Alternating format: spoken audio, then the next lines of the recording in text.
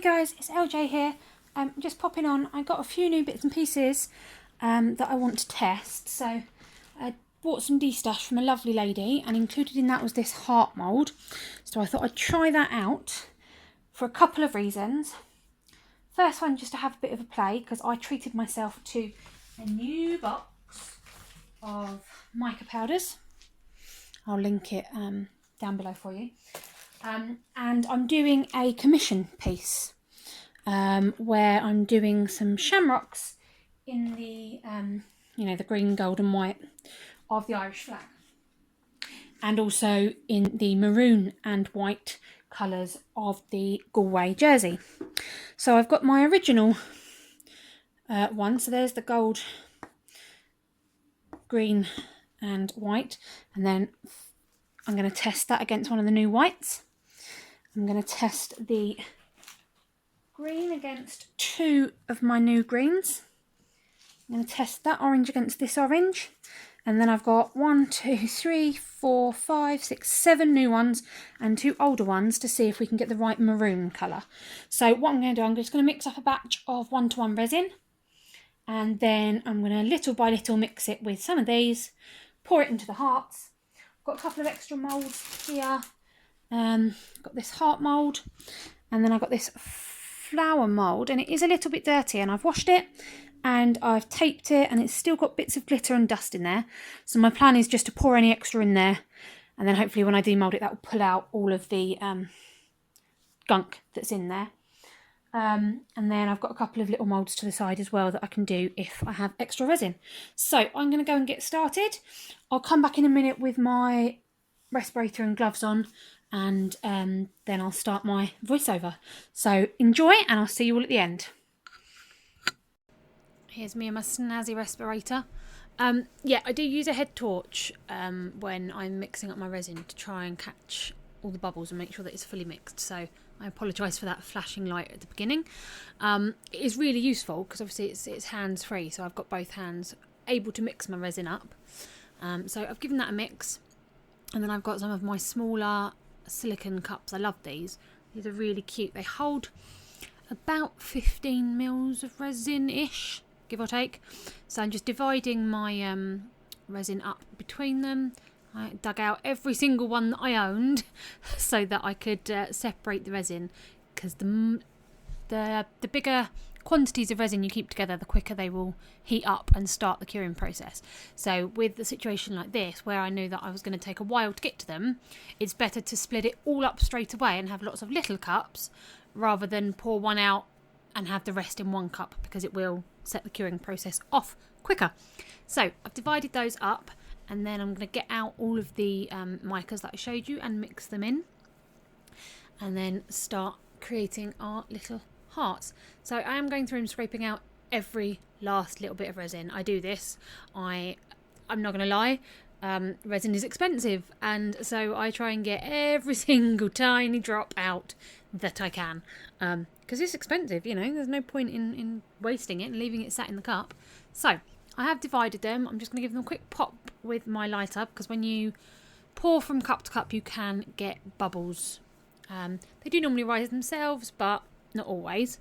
So given that, and then I'm going to mix in using these facial swabs some of the colours.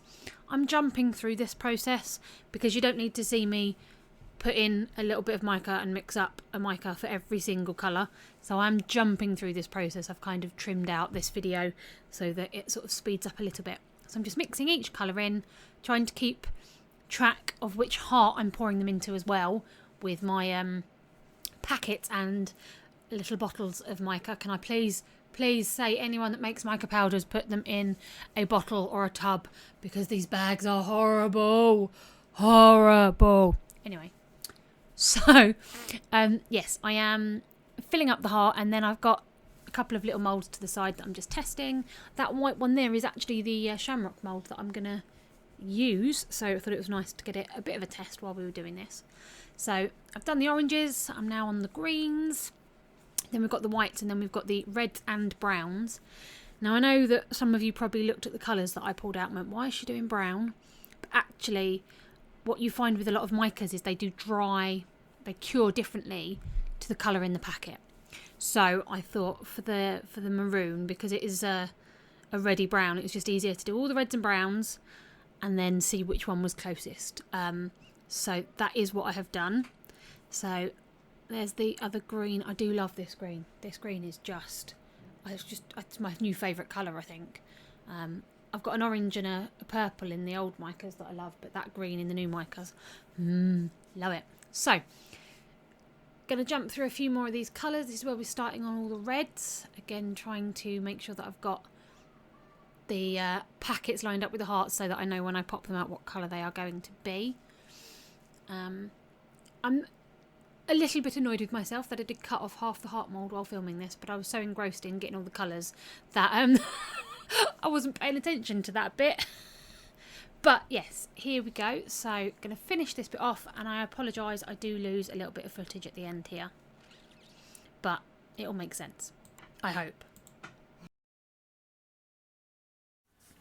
Hey guys, so I'm back to unmould the pieces. It is now the next day. It's been 24 hours. It's actually been about 27 hours. So I'm going to pop up the pop up the pieces, check them compared to our mica powders, and see which ones we like. For some reason my camera stopped recording. This mould is gorgeous. They literally just pop out of that so easily. So just throwing one of the hearts on the floor. So there's thrown two of the hearts on the floor. I'm just going to put these to one side because I don't want to keep throwing them on the floor, but that mould is lovely to use. So then I've got these floral possible succulents that the plan was A, to see what they look like moulded. That is so cute. It's really, really cute. And B, to hopefully clear out some of the dust and glitter that was in the mould. There's that one. Yeah, you can see the glitter is on it and the mould is much cleaner now. Cheap way to clean your moulds. Pour some resin in it. That's gorgeous. I love that one. That's a lovely one. And then the big one. A little bit of overspill, but oh, look at the detailing on that. I mean, that's incredible. Shame about the overflowing. And there's some of the glitter that was in the mould. But now I have a nice clean mould. So that's a bonus. And then we've got the gummy bears, which were just sort of a mix. I've got some multicoloured ones. Oh, that only colours on the side. Got a completely blue one. Oh no, blue and green. Quite like that actually. Two-tone on that. That's really nice. And then we've got a selection of different reds.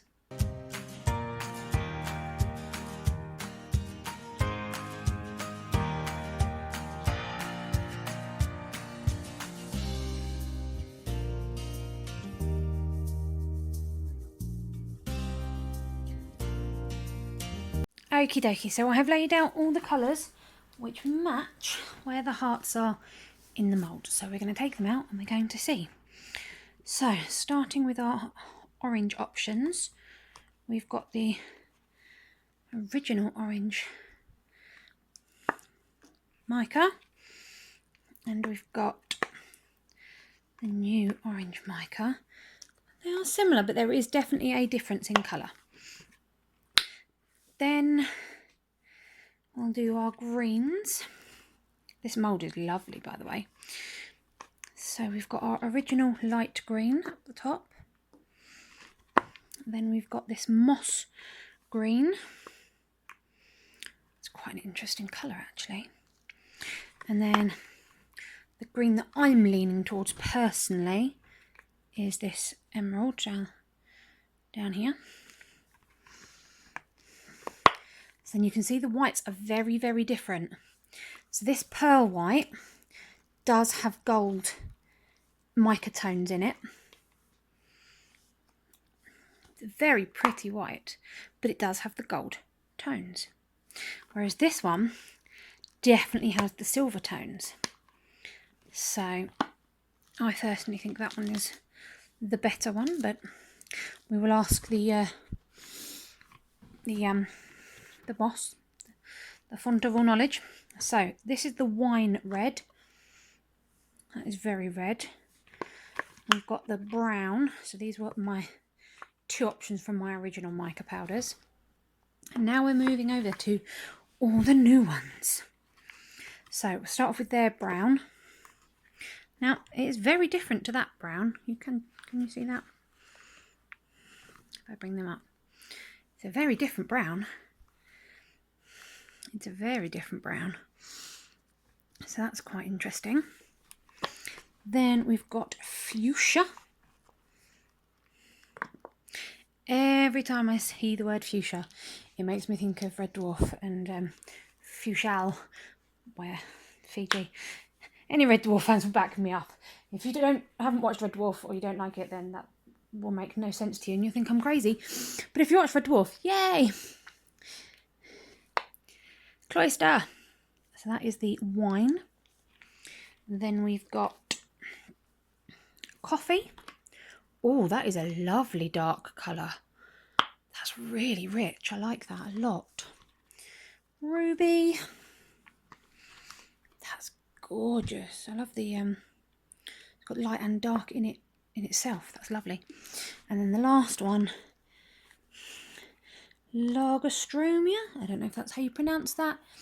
I mean, is that how you pronounce that? Someone let me know if I've pronounced Lagerstromia. I've never heard of that before, but it's quite a pretty colour. So there is my nice empty mould. So those are my colours.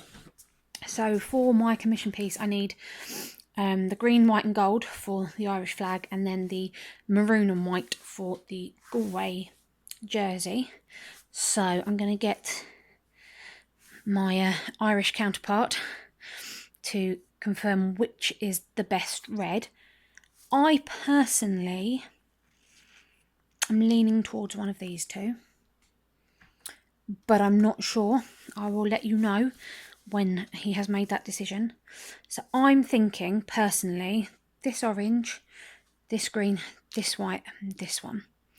Those are the colours that I'm leaning towards, but that's just personal preference, so we'll have to wait and see. I will come back on in a second and show you the chosen colours. Well, it's not often that I say I'm right, but I was right. So we've got Tiger Lily for our orange, or our gold, emerald for the green, silver white for the white in the flag and for the shirt, and then fuchsia for the shirt. I will add a picture somewhere so you can see the shirt and the flag, just so you can see what you think of our choices. So I've really enjoyed actually testing these new mica powders. It's been really good. I have noticed though that you do tend to get some clumping on the back. So I think with these I'm going to do, I watched, I cannot for the life of me think who it was now.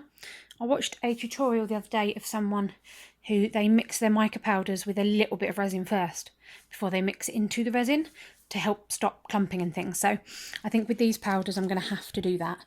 And I hate with a passion that they're in a packet because it's so messy and it goes everywhere and it's a nightmare to use, but lovely colours.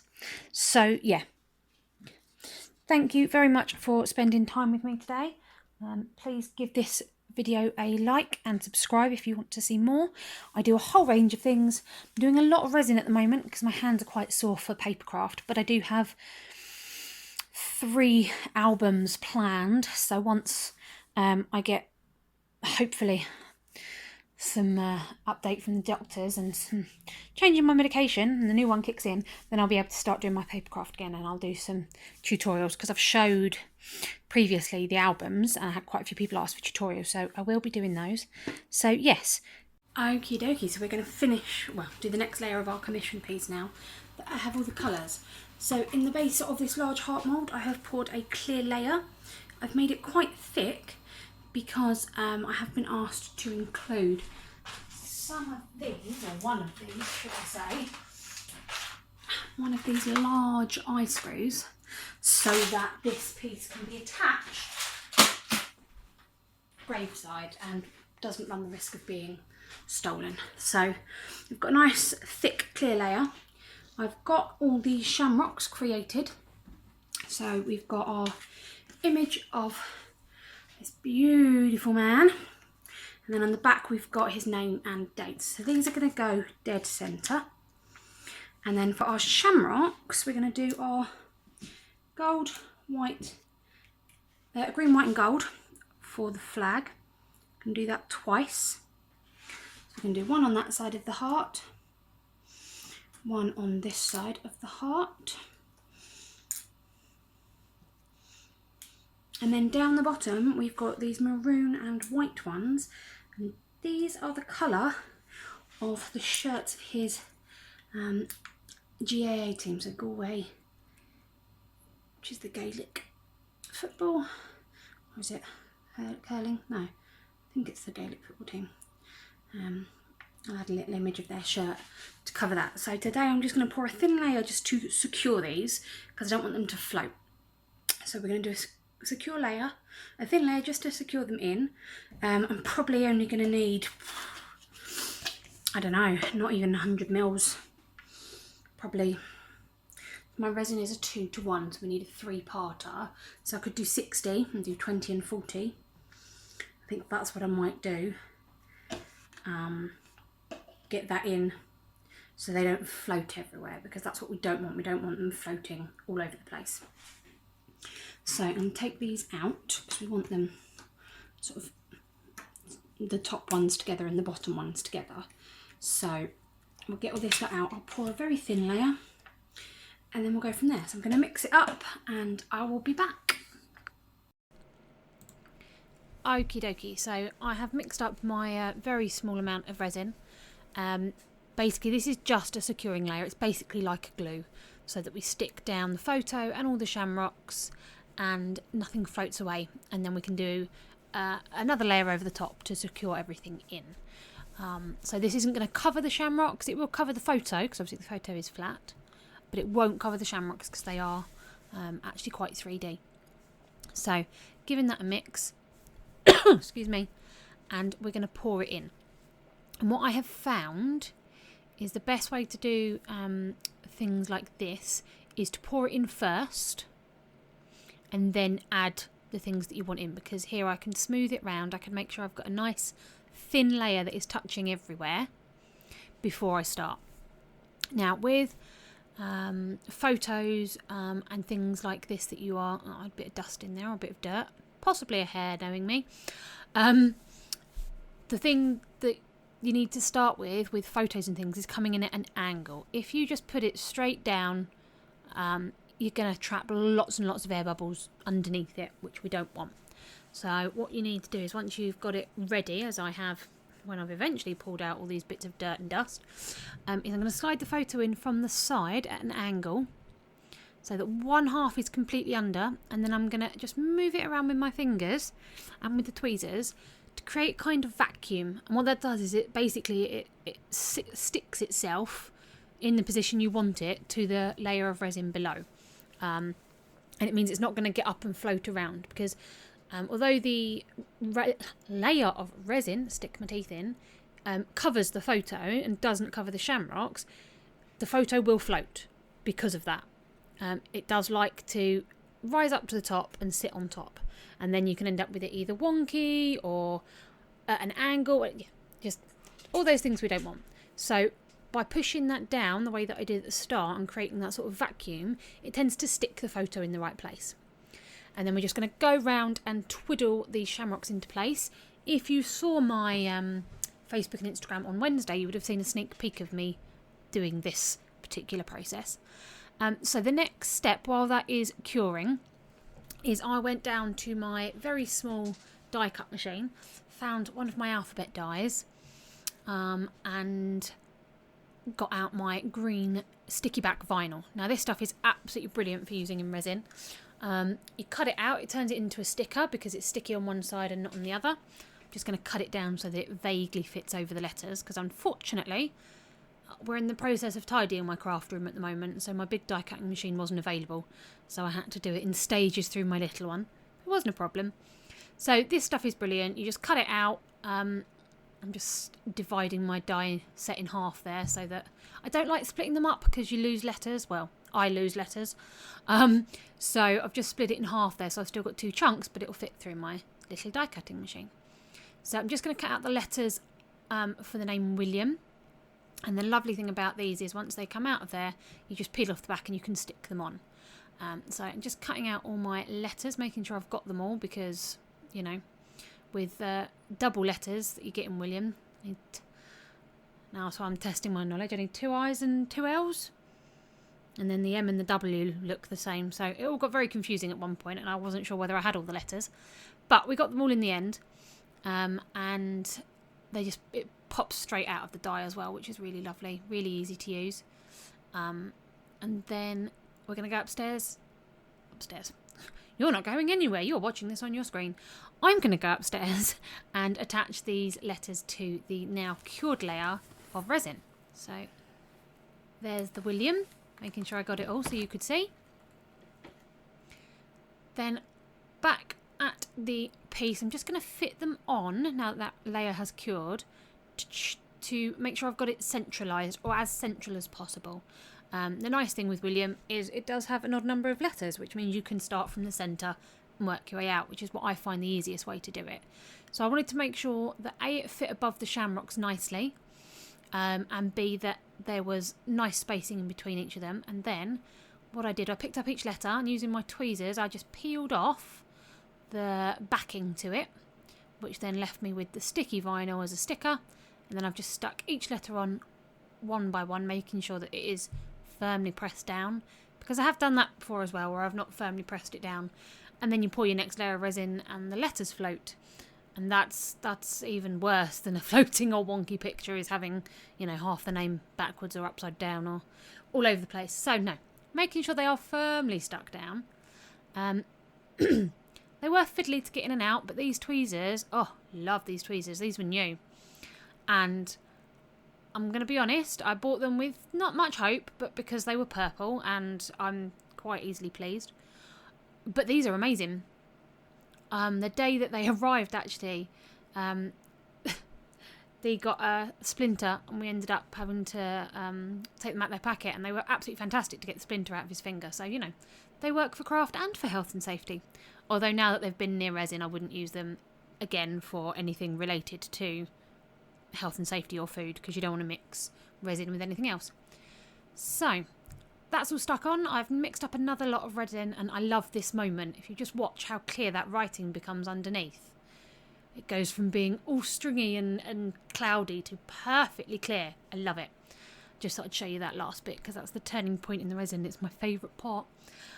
So then there we go. We've got that resin is stuck in there. That resin is cured, the letters are stuck on, and we're just going to pour our top coat on over the top. And you know what I love about this resin? Just watch. Just perfectly crystal clear resin. Oh, it's like water. I love it. I love working with Resinate resin. I love it. So we're going to leave this one to cure, and we will come back.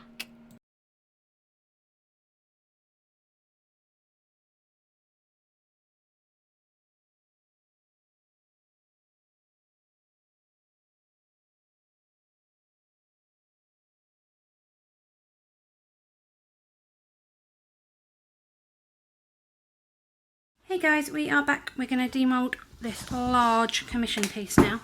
Quite excited about this one. So we've got a nice smooth surface on top now. It will need to be domed when it comes out, because obviously this isn't to the edge of the mould, so there will be a slight lip where it catches the edge of the mould. But I'm still very excited to see this one.